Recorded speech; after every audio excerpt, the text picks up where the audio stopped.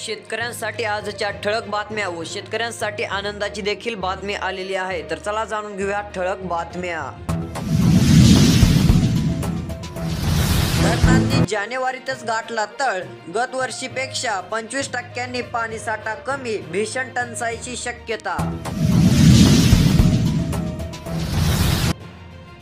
61,000 शेतकऱ्यांच्या खात्यावर अग्रिम पीक विमा जमा, शेतकऱ्यांसाठी दिलासादायक बातमी।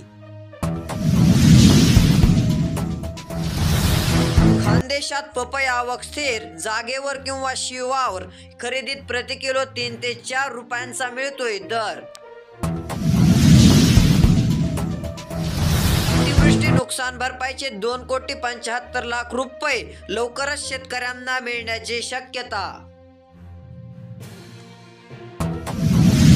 हाँगकाँगला तर मागे टाकले, नंतर 1000 अंकांची गटांगळी। भारतीय शेअर मार्केट एक्सचेंजचे एकूण भांडवली मूल्य 369 लाख कोटींवर।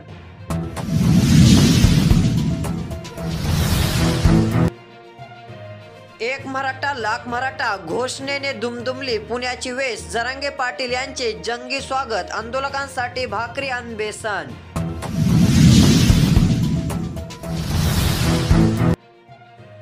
कांद्याला पुणे या ठिकाणी मिळतोय कमीत कमी 500 रुपयांचा दर, तर जास्तीत जास्त 1600, तर सरासरी 1050 रुपयांचा बाजारभाव। पंतप्रधान नरेंद्र मोदी यांच्या घोषणेची कमाल, सोलर कंपन्यांच्या शेअर्सची चांदी 19% किंमत वाढली।